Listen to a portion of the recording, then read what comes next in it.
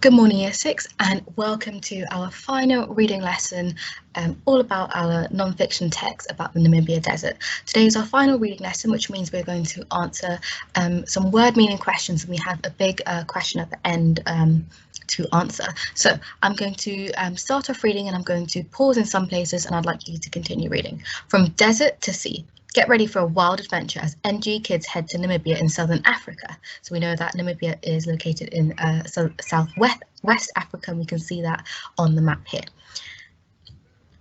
I'm just going to enlarge it a little bit.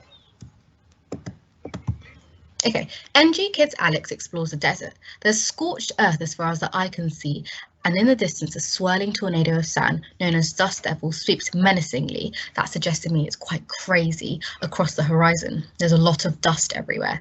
We are driving through the vast, which means the big Namib Desert, and we've not seen another person for hours. It's no wonder the desert's dry climate means that it receives just 1 centimetre of rain per year, and temperatures here can reach a whopping 50 degrees during summer. Desert shipwrecks. You'd expect a desert like this to be far away from water, right? Well, the Namib Desert actually extends right up to the cold Atlantic Ocean. See picture on the left. We are heading to a treacherous, which means a big stretch of this shoreline known as a skeleton coast, so called because of the number of shipwrecks here. We stare out of the windows, stunned, as we drive past hundreds of ruined vessels in the sandy ship graveyard. When the cool seawater meets the hot desert air, it can create a thick mist, making it difficult for sailors to see the land, explains our guide, Hendrik Grunewald. Gulp. Pretty in pink.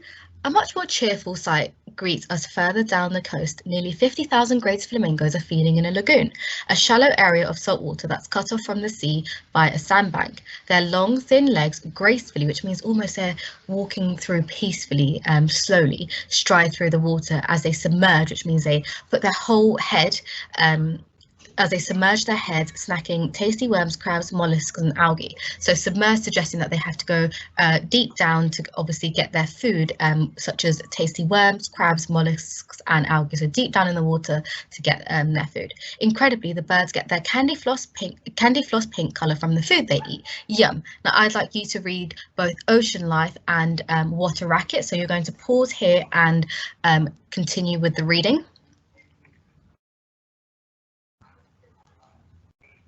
Fantastic reading, Year 6. It's now my turn to continue. Greater flamingos like the ones we saw are identified by their pink, black tip, beaks and pale colour. Cape fur seals can sleep on land or in the ocean. When snoozing in water, they stay afloat by paddling with one flipper. Sand people speak a language from the Kwe language family, which is made up of unique clicking sounds. Sand survival. The Sand people or Bushmen of southern Africa have lived in Namibia for thousands of years, long before European settlers came to the country. Although many now live as farmers, until recently they led hunter-gatherer lifestyles, and the Sand still have a neat trick for storing water in the parched landscape, which means a dry landscape. During the rainy season, they hollow out ostrich eggs, fill them with water through a hole in the top, and then place a stick in the hole to close it back up. Then the egg is buried in the ground, ready for any thirsty person that may pass by. I'd like you to pause the video here and read about this towering red mountain. Fantastic, and then this second image here.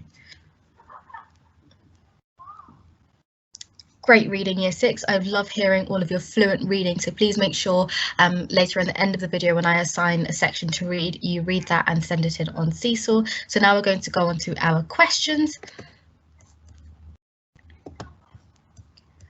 So our questions today, we are going to look at word meaning. So this is my one to answer, and you can see I've labelled it number 1, but I haven't actually said it's my section because I'd like to do this together, and I want to show you my thinking process. Sometimes it might be you don't understand a word and you want to take out a thesaurus or a dictionary to understand the words or find some synonyms, and that is absolutely fine. However, it's really important to read the section of the text, which is why I've actually snipped the section where I've taken the sentence from, because that way if you read backwards or read onwards from that sentence, sentence, you may understand the word in context. So this is a sentence we have, and it's taken from Pretty in Pink. The sentence is, their long, thin legs gracefully stride through the water as they submerge their heads, snacking on tasty worms, crabs, mollusks, and algae.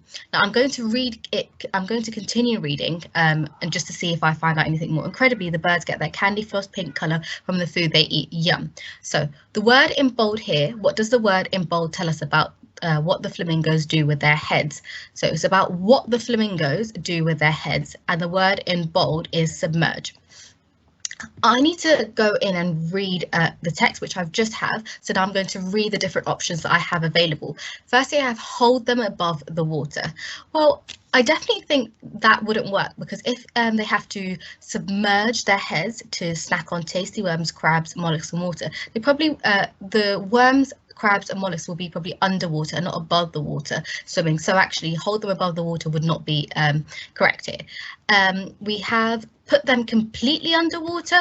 Okay, that may be a possible potential word that sorry, a definition that works with submerge, but let's continue. Dip them slightly into water. Well, I know submerge, the active submerge, is actually putting something into water, so dipping them is not fully submerging someone. So if you think about it, during our RE day, for example, we learned about adult baptisms and infant baptism. So in an adult baptism, they submerge the adult into water, into holy water. So again, I'm thinking along the lines of that. Submerge has to do with putting someone or something completely underwater.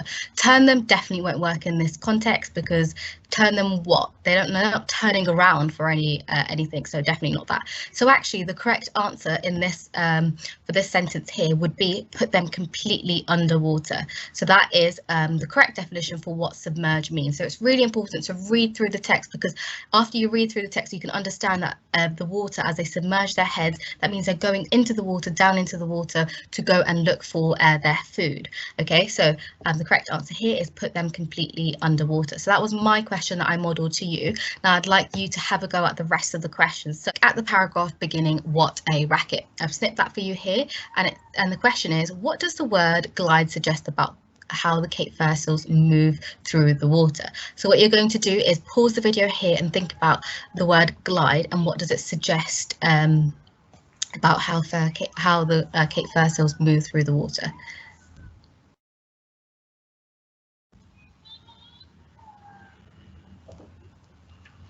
Okay, so let's look at the sentence in context. So it's taken from here. A few of the playful creatures nimbly glide underwater before bobbing up behind our boat to say hello. What does this suggest about the Cape fur seals moving through water?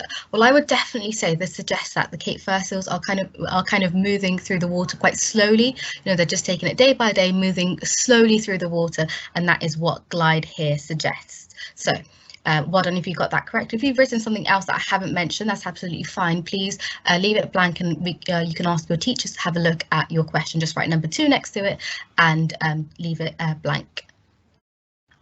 Okay, the next question, number 4, look at the sentence beginning sprawled across the sand. Give the meaning of the word sprawled in this sentence. Now remember, you need to look at the full sentence and not just take this fragment. You need to look at the full sentence to understand the meaning behind it. So pause the video here and look at the full sentence and then answer this question.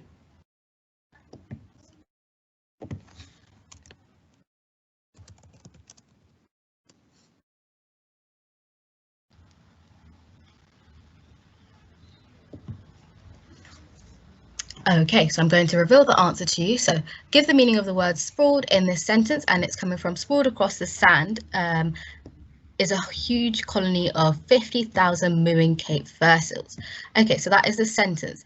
What do you think that suggests firstly? If it's sprawled across the sand is a huge colony, so that means a huge group of 50,000 mooing Cape fur seals. That suggests to me that it's spread out across the sand is a group of Cape fur seals. So that's what I would say. The meaning of the word sprawled in this sentence is there are a lot of Cape fur seals spread across the sand. Now, sprawled can have two different definitions. It could be that someone is sitting quite lazily or all over in a sort as well. So in this context, sprawled across the land, because it says across the land is a huge colony of 50,000 mooing Cape fur seals. It's suggesting that actually there's a lot of Cape fur seals and they're spread across the land. So that is the correct definition, the meaning for number 4. Okay, number 5. Why does the author use the phrase, "A much more cheerful sight greets us further down the coast" at the beginning of Pretty in Pink? So it's the first sentence here. A much more cheerful sight greets us further down the coast. Nearly 50,000 greater flamingos are feeding in a lagoon. So think about why the author uses this phrase, and remember, because it starts with a Y, your answer needs to start with because and then giving your reason behind that. So pause the video and have a go at that question.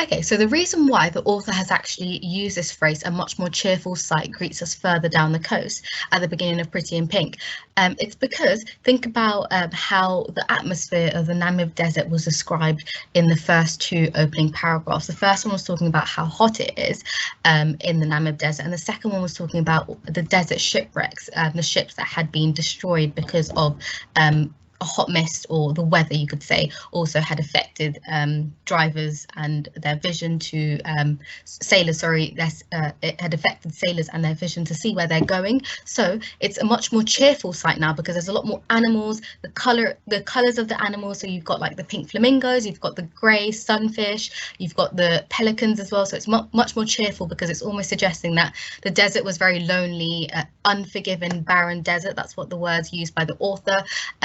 That's suggesting it's very quiet. As you move along the desert further down the coast, there's more animals, much more scenery for people to see along the desert. So that is why. So it's more cheerful as there's more animals, more people not people, but animals to greet when you go further along the coast. So that is why a much more cheerful sight has been used to describe Pretty in Pink at the beginning. Okay, your final question. This is a bigger question, which is asking you, what information has the author included that may discourage people from visiting Namibia? So this question requires you to take evidence from the text in order to answer this question. So it's really important you don't just write because it's hot. You need to give the piece of evidence that suggests why. So for example, because it's hot, and then I would give my piece of evidence such as the scorched sun can go up to 50 degrees during the summertime, and that would be one reason why it discourages people, because it's very hot. So I'd like you to maybe write down 3 different reasons why the author has included different ways to discourage people from visiting Namibia. So I'd like you to pause the video here and have a go at answering number 6, please. Okay, so I'm going to reveal the answers to you, and I'm actually going to show you them through snipping different sections of the text, which can help you if you've picked various different pieces of evidence. So only continue with this section of the video if you've finished, and if you haven't, please make sure you finish and then come back to the video. Okay, so I've taken different parts, as I just said earlier. So let's start with what a racket. So firstly, one way that the author may have discouraged people from visiting the Namib Desert is, firstly, it's full of Cape fur seals, so there's a lot of Cape fur seals sprawled across. Remember, we said it's spread across the coast, and that is one reason why. Which also may suggest that the pun here, what a racket, it's quite loud and full of animals. That's one reason why. But some people may disagree and think actually it's a good, that's not discouraging. So this kind of actually links to your opinion and what you think. If you love animals, you might like this. If you don't love animals as much, then it might be a different reason for you. So that's why I've picked different ones. Okay, and then we have this first, taken from the first paragraph, as I said earlier. There's scorched earth as far as the eye can see, suggesting that it's very hot, and you've got this piece of evidence, 50 degrees during summer. Also about the swirling tornado of sand. It makes it difficult for people to go in and visit the desert or walk along the desert, because it's firstly very hot, but also there's a lot of sand that's sweeping very quickly, quite crazily across the horizon, which some people might be quite scared to go walk through, because obviously if it goes in your eyes, your mouth, it is quite painful when you have sand in your eyes. And I know some of you, if you've been on holiday, you'll know how it feels to have sand in your eyes. It's not great. So that might be another reason why. And again, it's a dry climate, which means it doesn't receive much rain, suggesting that it's very hot. So that's one way that another way that the author may have discouraged people to visit the Namib Desert. Another way is in sand survival. It suggests that there's not much rain, firstly, but then because there's not much rain, people don't get enough water. So suggesting that not enough water because they have rainy seasons not very often. So they have to save water for any thirsty person that may pass by. Just another reason why if someone likes drinking a lot of water or gets thirsty quite quickly, this is maybe a reason why they don't want to visit or walk through the Namib Desert, because it's very hot and it might be difficult for them to find some water to drink. So that's another reason. I've picked this section and I've said shipwrecks in the desert. This might be another reason why people don't want to visit the Namib Desert, because there's a lot of shipwrecks. Ships have been destroyed because sailors have found it difficult to, sail around as the sun or the mist makes it very difficult for them to see. So that's another way that may discourage people from visiting the Namibia desert. And then lastly, I've picked here, Namibia is one of the least populated countries. So you could argue this both reasons. You could say this is one reason actually people want to go, because there's not a lot of people. But another reason is actually to argue this is actually it may discourage people to visit Namibia because there's not a lot of people there, and they just think there's no point. If you're a very sociable person or you enjoy meeting new people, it might be that actually visiting a country like this, there's not a lot of people around and you might not prefer the peace and quiet. So that is another reason that I've picked as well. If I haven't mentioned something that you've picked out, that's absolutely fine. Please just send it in on Seesaw and I'll have a look, or your teachers will have a look at your answers. But well done for getting through to the end of the video. And today's section of the text you're going to read is sand survival. So you're going to record yourself reading this section of the text and send it in on Seesaw. Already a lot of you are really trying to read aloud and perfecting your fluency, which is fantastic. So today is all about your expression whilst you read and really reading in the tone aloud and with fluency as well. So it's really important we're doing that. So well done for getting right to the end of the video, and I'll see you tomorrow where we are doing something a little bit different.